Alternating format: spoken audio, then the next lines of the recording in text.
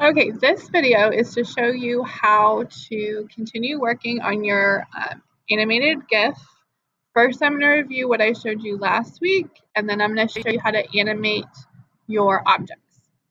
So remember, when you do your animation, you need multiple layers. So you draw your background first, and then before you go make the character, the object you want to move, you have to go to Layer, New, Layer, name your layer, what you're going to make.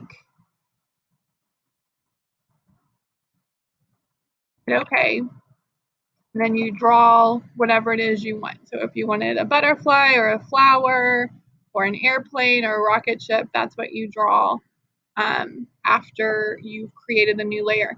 But you have to create the layer before you draw your object. Otherwise, you're not going to be able to move it around the screen.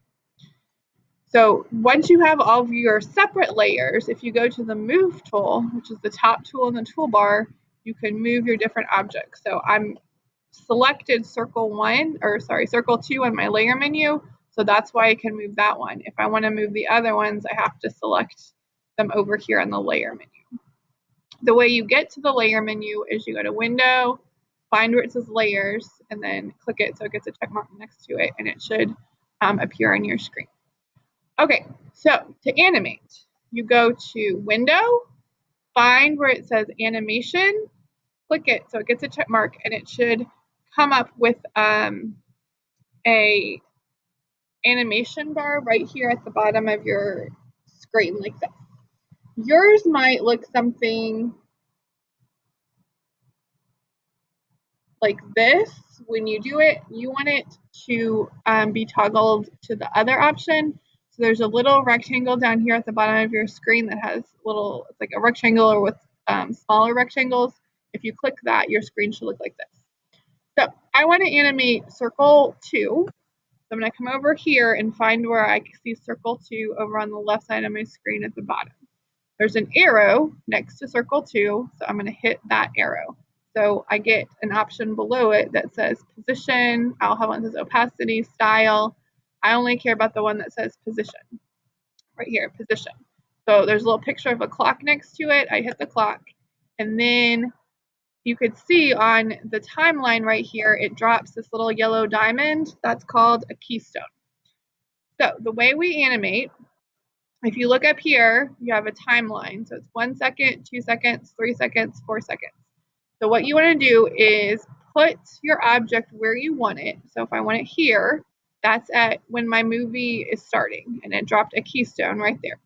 Then I move my time slider, move my object, and it should drop another yellow diamond.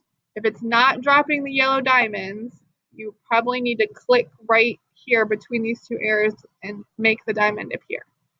So slide, move your object, move your timeline, move your object, move your timeline, move your object. And remember, in order to be able to move your objects, you have to have selected the Move tool. And this is the Move tool up here. It's the very top choice on your toolbar. So move your object, move your time slider, move your object, move your time slider. Just continue doing this until you think you have gotten everything where you want it.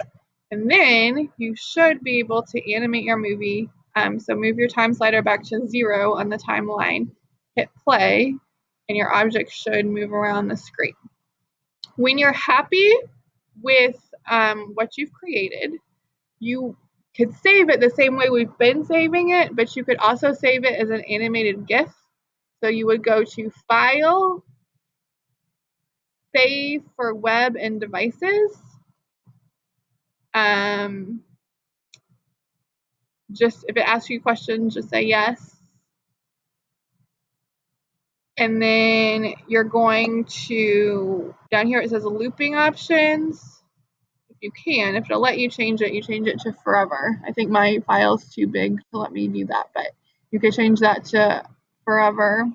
And then you hit done, and then you've saved it into like an animated GIF that you could email to yourself or use for something, like put it on a website or whatever. All right, that's all.